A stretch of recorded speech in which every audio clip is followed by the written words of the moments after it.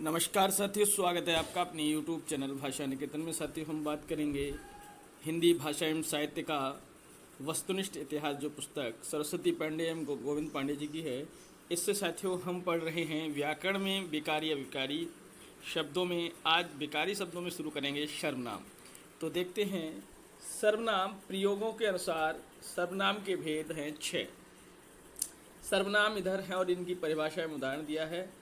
पुरुषवाचक सर्वनाम, पुरुषों माने वक्ता, श्रोता व अन्य के नाम के बदले आने वाला शब्द पुरुषवाचक कहलाता है। और पुरुषवाचक शब्दों में जैसे मैं, तू, आप इत्यादि। निजवाचक में जिस सर्वनाम का प्रयोग स्वयं अपने के लिए हो वह निजवाचक सर्वनाम। जैसे आप पुरुषवाचक है और आप से भिन्न कहने का मतलब यहाँ आप ये दिया पुरुषवाचक भी है, लेकिन हम अपनी निजता के लिए जब बात करेंगे वहाँ निजवाचक हो जाएगा। निश्चयवाचक, वक्ता के पास अथवा दूर की किसी वस्तु का बोध होता है, यह वह से आदि। अनिश्चयवाचक, जिस सर्वनाम से किसी विशेष वस्तु का बोध हो, जिस सर्वनाम से किसी विशेष वस्तु का बोध नहीं होता, जैसे कुछ, कोई, ये अनिश्चयवाचक सर्वनाम है।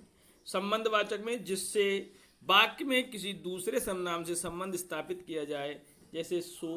प्रश्नवाचक सर्वनाम में प्रश्न करने के लिए जिन सर्वनामों का प्रयोग होता है उन प्रश्नवाचक सर्वनाम करते हैं, जैसे कौन, क्या। पुरुषवाचक सर्वनाम 3 प्रकार के होते हैं, उत्तम, मध्यम और अन्य। हिंदी में सब मिलाकर 11 सर्वनाम हैं। देखिए, एक वचन में मैं, बहुवचन में ये मैं का हम, तू का तुम हो जाता है।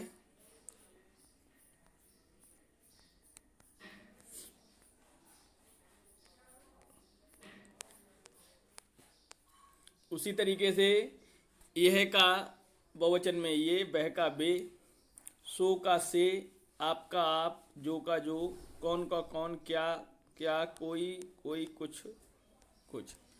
अब देखते हैं सर्वनाम के रूपांतर। पुरुष, वचन एवं कारक, ये रूपांतर 3 कारणों से होता है।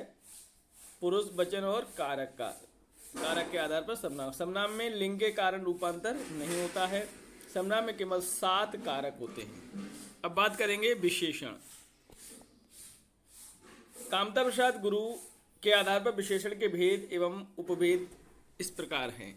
विशेषण यहाँ दिए हैं कितने प्रकार के? विशेषण यहाँ हैं 3 प्रकार के, संख्यावाचक, गुणवाचक और सार्वनामिक।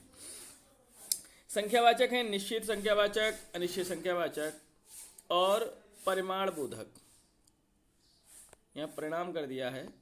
इसके बाद सार्वनामिक, मूल सार्वनामिक और यौगिक सार्वनामिक, ये दिया है गुणवाचक। ठीक है। अब निश्चित संख्यावाचक में जो हैं वो गुणवाचक, क्रमवाचक, आवृत्तिवाचक, समुदायवाचक और प्रत्येक बोधक। गुणवाचक में पूर्ण बोधक है और अपूर्णांक बोधक है। जो शब्द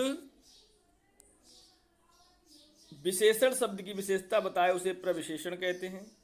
विशेषण के रूपांतर के संबंध में कामता प्रसाद गुरु का मत सर्वमान्य है, जो निम्न है।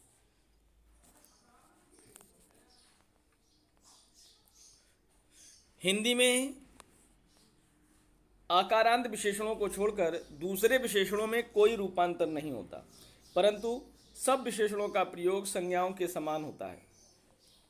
इसलिए कह सकते हैं कि विशेषणों में परोक्ष रूप से लिंग, वचन और कारक होते हैं। इस प्रकार विशेषणों का प्रकार विकार संज्ञाओं के समान उनके अंत के अनुसार होता है। हिंदी में विशेषण के 3 तुलनावस्था मानी जाती हैं, मूलावस्था, उत्तरावस्था और उत्तमा अवस्था।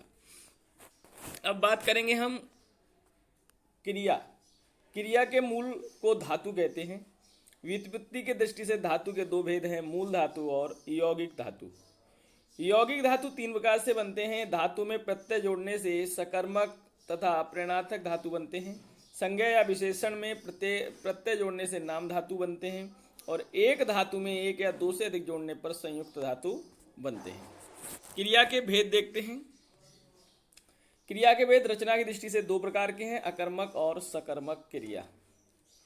क्रिया के रूपांतर निम्नलिखित कारणों से होते हैं।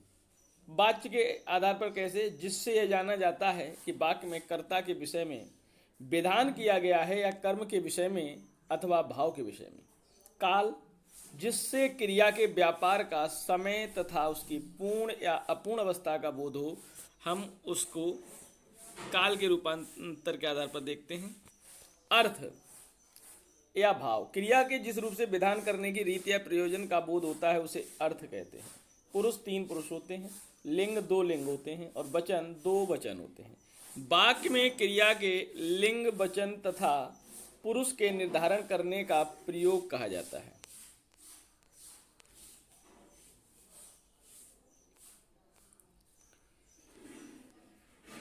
प्रयोग 3 प्रकार से हैं। कर्तरी प्रयोग, कर्ता के लिंग, वचन एवं पुरुष के अनुसार जिस क्रिया का रूपांतर होता है उसे कर्तव्य प्रयोग। कर्मण प्रयोग, जिस क्रिया के पुरुष लिंग, वचन और कर्म के पुरुष लिंग, वचन के अनुसार हो उसे कर्मण प्रयोग कहते हैं। और भावी प्रयोग, जिस प्रकार क्रिया के पुरुष लिंग और वचन कर्ता या कर्म के अनुसार नहीं होता उसे भाव प्रयोग कहते हैं। कर्मण प्रयोग के 2 भेद होते हैं, कर्तृवाच्य कर्मण प्रयोग और कर्मवाच्य कर्मण प्रयोग। भाव के प्रयोग के 3 भेद हैं, कर्तृवाच्य भावी प्रयोग और कर्मवाच्य भावी प्रयोग और भाववाचक भावी प्रयोग। वाच्य के 3 भेद हैं, कर्तृवाच्य, कर्मवाच्य और भाववाच्य। हिंदी में क्रिया के कालों के मुख्यतः 3 भेद होते हैं जो निम्न हैं: वर्तमान काल, भूतकाल और भविष्यत काल। वर्तमान काल के भेद हैं सामान्य वर्तमान, तात्कालिक वर्तमान, पूर्ण वर्तमान, संदिग्ध वर्तमान, संभाव्य वर्तमान। भूतकाल में है सामान्य भूत, आसन्न भूत, पूर्ण भूत, अपूर्ण भूत, संदिग्ध भूत और हेतु मद भूत। भविष्यत काल में है सामान्य भविष्य, संभाव्य भविष्य और हेतु मद भविष्य। भाव या अर्थ की दृष्टि से क्रिया के मुख्यतः 5 भेद हैं: निश्चयार्थक, संभावनार्थ, संदेहार्थ, आज्ञार्थ और संकेतार्थ। क्रिया के जिन रूपों का उपयोग संज्ञा, विशेषण, क्रिया विशेषण आदि शब्द भेदों के समान होने कृदंत कहते हैं।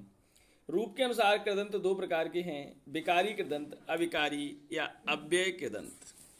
विकारी में देखते हैं, विकारी कृदंत में है क्रियार्थक संज्ञा, कर्तृवाचक संज्ञा, वर्तमान कालिक कृदंत और भूतकालिक कृदंत। अविकारी या अव्यय कृदंत में है पूर्वकालिक कृदंत, तात्कालिक कृदंत, अपूर्ण क्रिया द्योतक और पूर्ण क्रिया द्योतक। तो अब देखते हैं क्रिया विशेषण। प्रयोग के अनुसार क्रिया विशेषण के 3 भेद हैं: साधारण, संयोजक और अनुबद्ध। रूप के अनुसार क्रिया विशेषण के 3 भेद हैं: मूल और रूढ़। मूल या रूढ़ जिसे कहेंगे, दूसरा यौगिक, तीसरा स्थानीय। इस भेद को हरदेव भारी ने स्वीकार नहीं किया। अर्थ की दृष्टि से क्रिया विशेषण के मुख्यतः 2 भेद होते हैं: रीतिवाचक और परिणामवाचक। परिणामवाचक क्रिया विशेषण के 5 भेद हैं: अधिकता बोधक, न्यूनता बोधक, पर्याप्तिवाचक, तुलनात्मक वाचक और श्रेणीवाचक। यहाँ परिणाम कहें, ये परिमाण होना चाहिए, परिमाण। संबंध सूचक, अगला भेद है अभिकारी में संबंध सूचक। प्रयोग के अनुसार संबंध सूचक के 2 प्रकार होते हैं: संबद्ध और अनुबद्ध।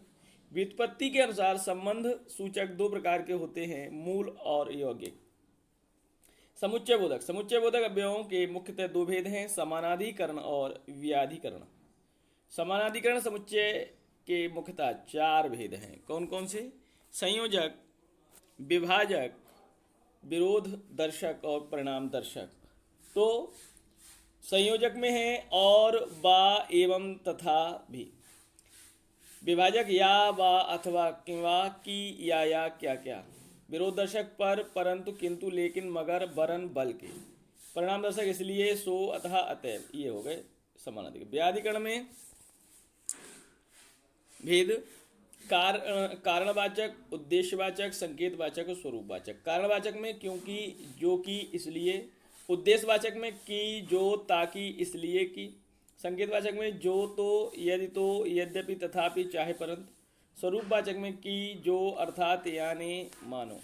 निपात, वे अव्यय शब्द निपात कहलाते हैं जो संज्ञा, सर्वनाम, विशेषण एवं क्रिया विशेषण के साथ प्रयुक्त होकर उस पर बल देने या उसे सीमित करने अथवा दूसरों के साथ मिलाने का काम करते हैं। निपात के मुख्यतः 9 भेद हैं। निपात और उनके उदाहरण देखते हैं। स्वीकार्य में हाँ और जी निपात है। नकारार्थक में नहीं, जी नहीं। निषेधात्मक में मत। प्रश्नबोधक में क्या और न। विस्मयादि बोधक क्या, काश, काश के। बलदायक या सीमा बोधक में तो ही, तक, पर, सिर्फ, केवल।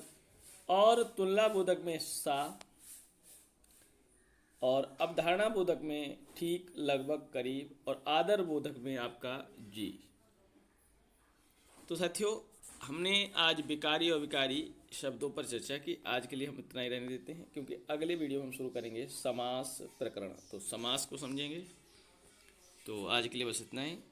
नमस्कार, धन्यवाद।